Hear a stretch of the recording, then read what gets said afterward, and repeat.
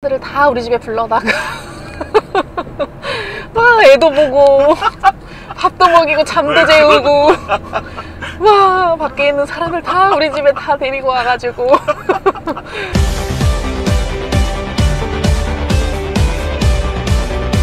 제가 22년 1월 2일 날 개척을 했는데 이제 3년 반이 지났지. 4년 차가 돼보니 어때?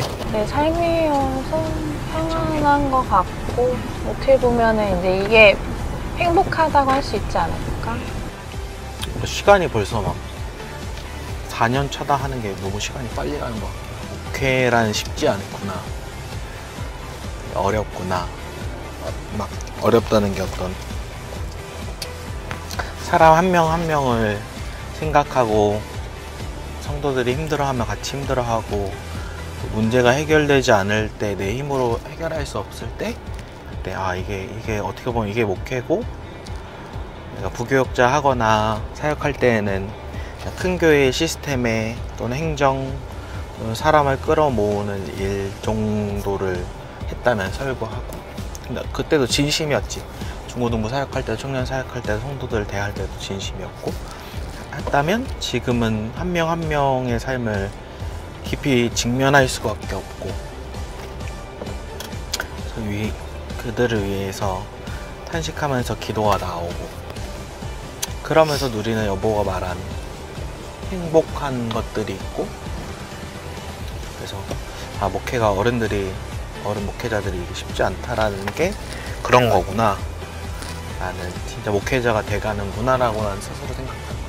이게 사람 속에 섞여 사는 게 맞다는 생각이 들어. 그냥 우리 안에 우리 공동체가 솔직하게 서로의 삶을 그래도 오픈하고 나누는 공동체인데, 친구들 사이에서 솔직함과 차이가 있는 건 교회 안에서는 우리가 그걸 주님께로 계속 시선을 돌리도록 할 수 있는 역할이 있는 거고, 근데 그 역할을 감당해 가면서 사람인 우리가 정말 해결할 수 없고 정말 주님께 맡겨야 되는구나. 근데 이 마음들이 우리 눈에는 당장 어떻게 해결됐으면 좋겠지만 그래도 주님께 맡겨드려야 하는 이 마음들에서 목회를 배워가는 과정이 아닐까. 근데 예수님도 제자들하고 지지고 볶고 살았던 것처럼 그게 살아있는 것 같기도 하고, 그냥 주어진 틀에서 설교하고 양육하고 애들 주일에 막 보고 막 이렇게 주일학교 애들 막 이렇게 하는 것처럼 큰 교회에서. 근데 그러면 교회에 있는 아이들의 모습만 딱 보는데 우리 일상생활에 그 성도들의 삶이 다 스며들어 있잖아. 우리가 어떤 정보를 봐도 기사를 봐도 성도가 생각나고 연락하고 싶고 기도하고 싶고 절로 기도가 나오고 예수님의 방법 본다 이러면서 하는. 근데 난 예수님이 아니니까 방법만 따라 하는데도 마음이 쉽지 않을 때도 많다. 그러니까 그게 막 그 사람 때문에 어려워 이런 거는 우리가 많이 없었던 것 같고, 그냥 그 삶을 우리가 어떻게 해주지 못하는 인간적인 한계, 그게 너무 어렵다. 이런 게 점점점 이렇게 쌓이는 것 같아. 그래서 막 되게 힘들고 불행하다 이런 느낌보다 같이 애통해 하면서 기도가 나오는 느낌이지. 그러니까 절로 기도가 나올 수밖에 없는 이런 상황에 우리가 계속 있는데 이게 맞다는 생각도 들고. 뭐였어요? 이번 개척 전과 후 예상하지 못했던 게 있어? 그렇게 반주할 줄 몰랐고 그렇게 요리할 줄 몰랐고, 그러니까 애초에 상상이란 걸 잘 안 하니까 뭔가 어떤 것도 나한테 그냥 다 새로운데 난 새로운 걸 좋아하니까 그냥 괜찮았던 것 같아. 근데 이제 그 안에 감사함은 뭔가 가정과 교회를 계속 버티고 유지하려고 재정적으로 계속 노력하고 부단히 그것들을 이제 주님께 구하고 했던 게 지금 안에서의 나의 평안함과 안정감의 이유이지 않을까. 뭐 계속 부담은 있지만 그래도 이 정도까지 4년이라는 시간 동안 필요를 채워주신 거에 있어서 좀 감사가 크더라고. 요즘에 막 목사님들 만나잖아. 그러면 더 여보가 그렇게 고민하고 뭐 스트레스 받고 막 씨름하고 하지만 그 덕분에 내가 이렇게 평안한 일상을 사는구나. 개척을 준비하는 목사님들 개척을 준비하는 목사님들 만나면서 이게 사실 되게 중요한데 재정적인 준비를 또 하는 왜냐면 거. 진짜 맞잖아. 교회가 재정 때문에 문을 닫는데 10년을 버텨야 한다라는 어떤 여보의 기조 위에 그 전략들을 되게 치밀하게 세워놓는 것들, 그게 뭐 세상적인 방법이나 뭐 돈을 많이 버는 거나 이런 게 아니지만 우리가 유지할 수 있는 최소 비용을 계속해서 공급할 수 있도록 하는 그걸 위해 노력했던 게 나는 막 생각하기 쉽지 않을 때도 있고 내가 할 수 있는 만큼만 하려고 하는 것도 있는데 여보 거기에다 교회까지 생각하고 가정도 생각하잖아. 이게 되게 고맙더라. 그게 되게 중요한데 뭐 회피할 수도 있고 어렵기도 하니까 그걸 중요하게 생각하고 선배 목사님들도 개척하는 목사님들이 믿음으로 비전을 바라보며 기도하며 개척을 준비하면 된다 했는데 그것만 하고 어떤 전략의 준비를 하지 않아서 교회들이 문을 닫는 것들을 보면서 이 같이 균형이 필요하다. 어떻게 보면 30대에 개척했습니다가 두 뼈대가 그거였지. 각자의 받은 비전을 향해 달려가되 전략적인 준비가 필요하다. 그럼 오히려 사모로서의 개척을 하면서의 좋은 장점 또는 힘든 거가 있어. 그걸 나반소 목사님이 꼭 이렇게 물어보더라. 사모님한테, 아내한테. 개척을 하고 어때? 행복해? 어떤 힘든 게 있어? 그런 질문이 나한테는 너무 신선한 거야. 난 너무 여보를 생각을 안 했구나. 여보의 마음의 상태가 어떤지? 나는 그게 뭐 꼭 개척 때문에 뭐 우리가 개척했으니까 막 이런 생각은 잘 없는 것 같아. 우리가 작은 교회고 성도들이 와주면 너무 감사하고 이런 마음이고 근데 개인적으로는 이 삶이 그냥 나는 좋은 삶인 것 같아. 어렵지 않고 행복하고 그런데 이제 단지 내가 내 개인적인 컨디션 난조나 어쨌든 뭐 가끔 말하긴 하지만 주 7일 일하는 느낌이 내가 이제 체력이 떨어질 때 그게 나한테 부담으로 딱 느껴질 때 주말에 대한 부담이 있어. 근데 그럴 때 여보가 토요일 오전에 날 쉬게 해준다거나 이렇게 우리가 서로 배려를 하잖아. 물리적인 시간으로 내가 쉬고 싶고 아니 우리가 지금 뭐 세미나 가는 것도 사실 충전하고 그러니까 은혜가 필요하고 체력도 필요하고 한데 그런 게 내가 아직은 감당할 수 있나 이런 생각이 들기도 하고 이 정도 작은 교회 규모에서는 되게 좋거든. 뭔가 맨날 명절 때 밥 해먹는 것처럼 복작되고 이제 오히려 사람이 많아지면 이제 우리가 어떡하지 이런 걱정을 하는 그런 게 좀 오히려 있지. 지금은 나는 너무 좋고 좀 더 친밀하게 막 사람들을 다 우리 집에 불러다가 막 애도 보고 밥도 먹이고 잠도 재우고 막 밖에 있는 사람들 다 우리 집에 다 데리고 와가지고 막 일 안 하고 그것만 하고 싶다고. 내 꿈이다. 그치 내 꿈이다. 다 우리 집에 불러가서 헤매기고 재우고 애들이랑 놀고 같이 내가 가르치고 마음은 그렇다. 열방의 어미가 많네. 근데 내 체력은 늘 한계. 내 체력과 마음은 원이로네. 더 막 친밀하게 그들의 삶에 막 들어가고 오늘만 막 이렇게 막 엮이고 막 이렇게 진정한 목회자다. 너가 진정한 목회자다. 하고 싶은데 이제 현실적으로 사실은 약간 조금 더 우리 세대들이 서로의 선을 많이 지키잖아. 근데 우리가 그거를 막 넘어갈 수도 없고 너무나 강요할 수도 없고 난 그 선이 딱 좋은 것 같아. 근데 필요할 때 찾아주는 게 난 너무 고맙거든. 필요할 때. 근데 그 필요할 때가 진짜 가족들의 도움도 다 못 받고 결국에는 이제 교회 공동체의 손을 빌려야 할 때 근데 그때가 좀 이제 나도 뭔가 더 편했으면 좋겠는데 이런 생각이 들기도 하면서 가족보다 더 친하지 않아? 일주일에 한 번 보는 거면? 응? 양가보다 더 자주 보고 많이 보고 삶을 더 나누고 복음만에 더 깊이 있게 나누고 하니까 근데 그렇게 내가 원하는 대로 그렇게 하면 힘들어지겠지? 내가 힘들어지겠지. 사람이랑 들들 볶여 살면서 이제 나는 가족은 내팽겨치고 다른 사람들만 막 이렇게 보는 거야. 그냥 균형을 잘 잡혀줘. 근데 우리가 가정 중심으로 딱 본이 되는 가정의 모습이 되어야 하는 건 맞는 거. 그냥 재밌는 것 같아. 좀 힘에 붙일 때도 있지만 그건 좀 잠깐이고 그게 막 지속되는 건 아닌 것 같고 지속되면 좀 문제 있는 거 아니야? 그지? 근데 그때는 하면 됐어? 쉴 수 있게 쉬게 해주니까 나 좀 놀게 이러고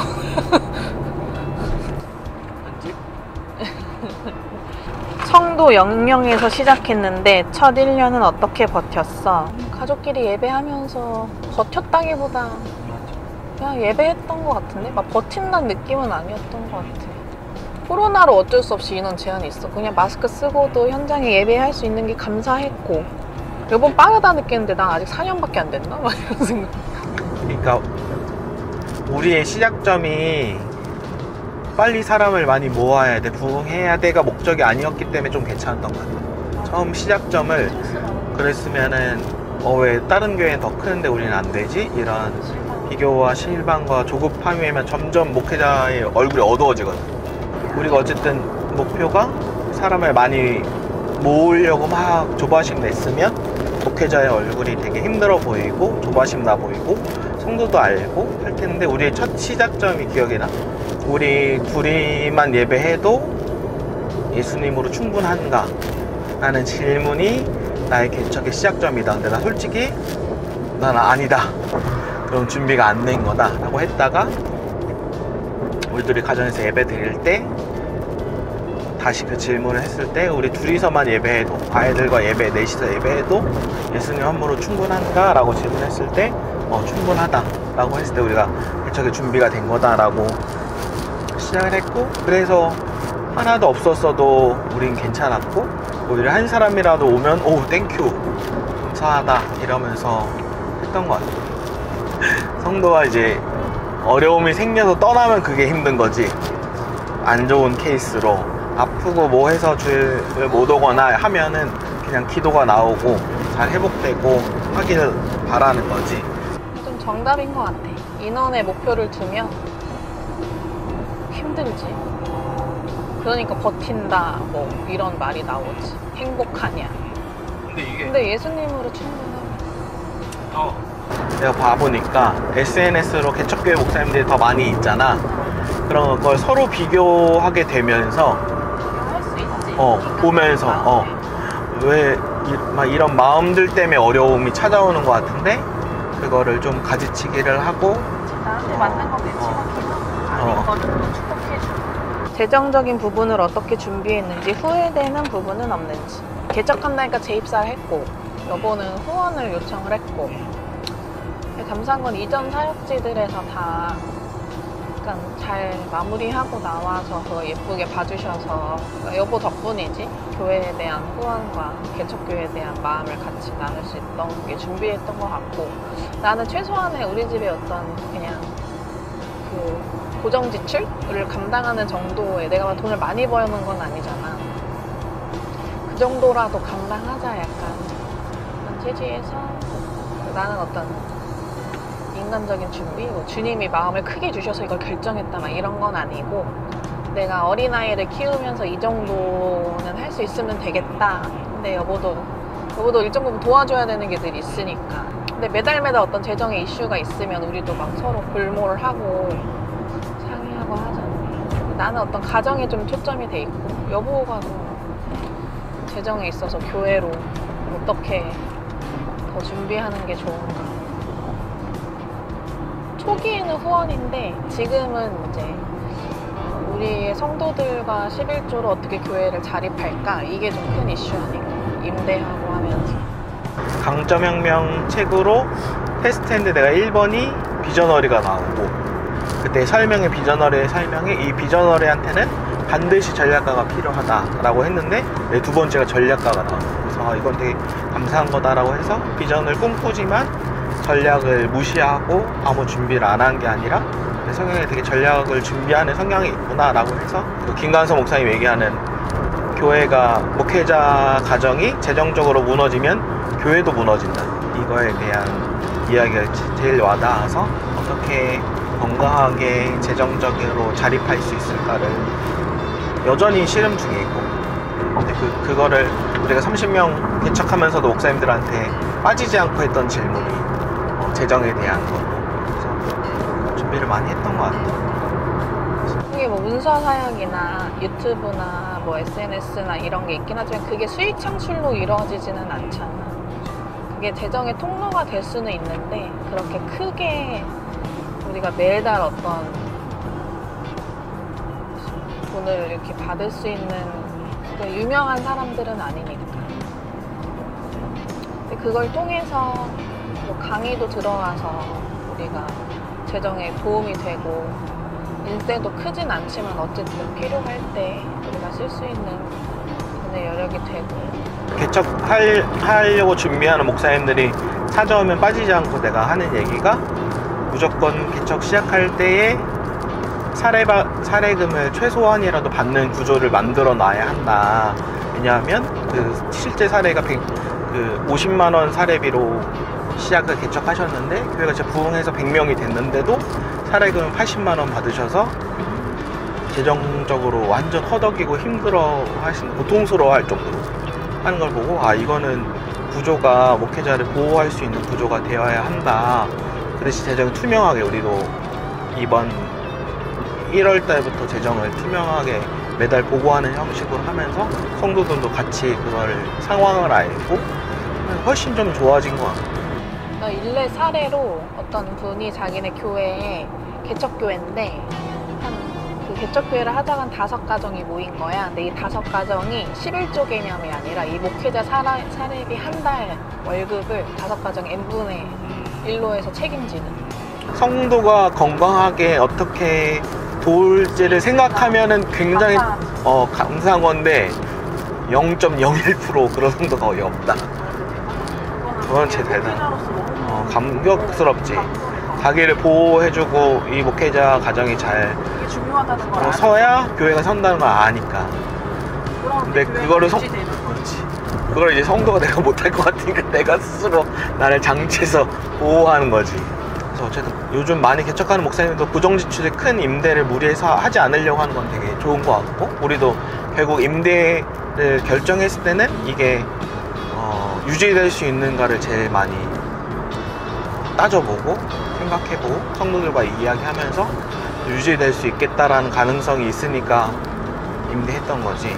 무턱대고 처음부터 임대했으면 우리도 3040 세대를 세우고 싶다는 비전 왜 그렇게 중요해? 부모와 자녀가 함께 있는 세대니까 신앙의 되물림이 이루어지고 부모의 신앙이 바로 서면 아이의 신앙도 바로 서고 가정이 유지되고 가정의 생명이 흘러가면 그것이 복음적인 교회의 모습이 되니까. 우리가 처음 개척할 때 사실 타겟이 청년들이었는데 정작 청년을 타겟했는데 청년들이 만나게 된 게 아니라 3040이 오게 됐고, 그리고 최근에도 지용군 대표님이 쓴 규장에서 부흥하는 교회, 쇠퇴하는 교회에서도 가장 강조하는 게 3040이 가장 중요하다. 심지어 뭐라고도 얘기하냐면 개척교회고 30명 미만의 교회일지라도 3040이 제일 중요하다. 그래서 왜냐하면 나도 그러니까 큰 교회 부교육자 할 때는 이런 주일학교 다음 세대가 부흥하려고 막 교육자들이 아무리 발악을 해도 3040 어른이 안 나와버리면 아이들은 나올 수 없는 거야. 그때 내가 약간 이해를 못했는데, 내가 중고등부만 중고등부만, 유초등부만 유초등부만 했는데, 그게 나와서 뼈저리게 느낀 건 무조건 3040이 함께 해야 아이들은 따라오는구나. 시대가 변해서 가족 단위로 다 사람이 움직이니까 가족 단위로 보려면 3040에 대한 타겟이 너무 중요한 거지. 그러면서 이제 교육에 대해서 다음 세대 교육에 대해서 계속 고민하는 거지. 다음 세대 아이들도 어떻게 교육할지, 부모도 어떻게 교육할지. 왜냐면은 옛날에는 그게 통계로 나오는 게 너무 좋은 거야. 옛날에는 가장 누구의 신앙의 영향을 누구에게 가장 많이 받았습니까? 라고 하면 목회자가 1순위였는데, 지금은 누구에게 신앙의 영향을 가장 많이 받습니까? 할 때 1위가 부모니까. 가족 단위로 뭔가 모든 삶이 다 이루어져 있으니까 부모가 얼마나 중요한가. 왜냐면 목회자는 일주일에 하루 보지만은 부모는 매일매일 삶으로 보는 거니까. 그 부모의 신앙이 자녀들에게 가장 큰 영향을 주고, 난 자녀 다음 세대 아이들도 교육할 뿐만 아니라 부모 세대도 교육해야 되는 의무가 있는 거지. 그래서 부모도 30대 40대도 결국 교회를 볼 때 아이들을 얼마나 사랑으로 잘 양육할 것인가, 부모인 우리도 얼마나 공감대를 누리면서 공동체에서 성장할 것인가를 보면서 오는 거야.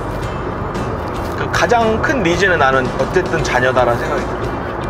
그래서 근데 그게 더 와닿았지. 난 최근에 대형교회가 하는 역할이 있고 장점이 있고, 부모는 더 대형교회 시스템이 좋기 때문에 이렇게 간다라고 하는데, 대형교회 부목사님이 와서 만나면서 얘기하는 게, 대형교회 시스템이 있는 것 같지만 주먹구구식으로 혼자 교역자가 발악한다 라는 얘기가, 나도 사역을 했지만 다시금 그게 뭐 나쁘다 이런 게 아니라 다시금 와닿고, 그리고 우리는 어떻게 그러면 작은 교회로서, 개척교회로서 이 아이들을 양육하고 훈련시키는가. 난 두 가지인 것 같아요. 자녀들에게도 신앙으로 훈련시키고, 이 더 악해지고 음란한 세대에 어떻게 거룩하게 아이들을 자라가게 할 수 있을까. 또 부모에게도 교육함으로 부모들이 자녀를 신앙 교육할 수 있을까. 너무 중요하고, 그런 면에서 되게 좋다, 행복하다라는 거 느껴. 30대 40대 같이 행복하게, 우리는 아이들 절반 어른 절반이잖아. 아이들 절반 어른 절반. 오히려 노예 목사님들이 이 교회는 되게 소망이 있다, 아이들이 절반이다, 우린 계속 결혼하고 임신하고 애기 낳고 그렇게 해서 전도하고. 개척 준비하는 분들에게 이건 꼭 준비하세요 라고 말해주고 싶은 한 가지가 있다면 돈을 준비하세요. 근데 약간 그 마음이 중요한 것 같아요. 우리가 했듯이 그러니까 내가 자격이 되고 주변이 원하니까 개척을 해, 막 이런 게 아니라 정말 주님 앞에서 개척자로서의 합일된 어떤 마음으로 부부가 함께, 그냥 주변에서 개척하라고 떠밀어서 막 이렇게 하는 거 말고, 내가 정말 철저하게 우리 가정이, 뭐 부부가, 목회자가 주님 안에서 아무도 없이 혼자 예배해도 예수님으로 충분한가, 이 질문에 대해 흔쾌하게 예스할 수 있지 않으면 개척하면 안 되는 것 같아요. 왜냐면 그 사람들이 있다가도 떠나가고 그러면 뭐 말 거야. 그러니까 사람을 보고 하는 개척이 아니라, 그러니까 돈이 필요해. 재정적인 좀 필요하다. 그걸 무시하면 안 된다. 나는 이게 얘기하니까 생각이 나는 건데, 처음 이 개척에 대한, 그리고 기존 교회에 대한 틀이 가장 크게 깨진 건 에스라에서 개척한 젊은 30대 목사님이, 나는 이제 부교역자로 사역하고 있는데, 성도가 10명인데 10명이 너무 많아요 라고 얘기하는 게 나한테는 유리창이 깨지는 것 같아. 꼭 깨트려야 돼. 근데 틀이 깨지는 느낌이었어. 나의 틀은 교회라면 큰 교회야 해 라는 게 내가 보고 배운 게 그거니까. 근데 그 목사님은 10명인데 너무 많아요 라고 한 거랑 얼굴이 너무 행복해 보이는 거야. 보통의 개척교회 목사님들은 더 부흥하고 더 많아지고 더 성장하고 하려고 목표를 하고 아득아득 달려가는데 얼굴이, 죄송한데 검해져. 그 표현이죠. 검해져. 계속 검해져. 힘든데, 그 목사님은, 30대 목사님은 너무 말로만 그냥 그렇다고 한 게 아니라 그 목사님이 행복하게 보여. 10명이 너무 많대. 왜 10명이 많은가를 할 때 한 명 한 명을 나 이제 좀 느끼는 것 같아. 한 명 한 명을 진짜 예수님의 사람으로 제자화 시키는 것이 얼마나 힘든 일인가. 그때 내가 깨지면서 나한테도 2,000명, 3,000명의 교회를 원하는 갈망이 내 안에 있었구나 라고 하면서 되게 충격적, 그게 틀을 깨는 거면서, 또 목사님, 근데 성도님들이 같이 있어줘야 힘이 나는 게 맞아. 그래서 개척교회를 하다 보니까 개척교회에 대한 마음이 짠하고, 성도가 없어서 힘들어하는 목사님들의 마음이 내가 너무 아프고, 아무것도 아닌데 개척교회를 향해서 기도가 나오는, 기성교회를 향해서도 기도해야 되는데 개척교회만 기도하고, 너무 짠하잖아 마음이. 사람을 보내달라고도 기도가 나오고, 같이 행복하게. 결국 결론은 그래서 우리가 먼저 그러한 건강한 목회자가 돼야 한다가 계속 조명되는 거예요. 스스로가 하나님 앞에서 이게 막 부흥하면 어느 순간 교만해질 수 있고, 크지 않으면은 열등감을 느낄 수 있고, 그게 크든 작든 상관없이 내 마음이 하나님 앞에서 되게 행복한 목회자예요. 그 10명이면 너무 많다라고 얘기하는. 가장 감사했던 순간은 설립 예배 그 특송할 때, 그때 되게 감동이었다. 모든 성도들이 다 아이부터 다 참여해서 우리는 주의 움직이는 교회를 부르는데 그게 감격스러웠어. 우리가 교회구나. 되게 감동이 되고, 그러니까 몇 없는데 한 명 한 명이 너무 소중하고, 주님이 우리를 교회로 부르신 게 너무 감사하고, 막 그때 막 되게 감격했던 감격이 막 있어. 그래서 그 찬양 들으면 다시 막 그때로 돌아가서 막 감격했던. 아이들이 막 그거를 가사도 모르고 악보도 볼 줄 모르는데 외워서 따라 부르고 막 이것도 너무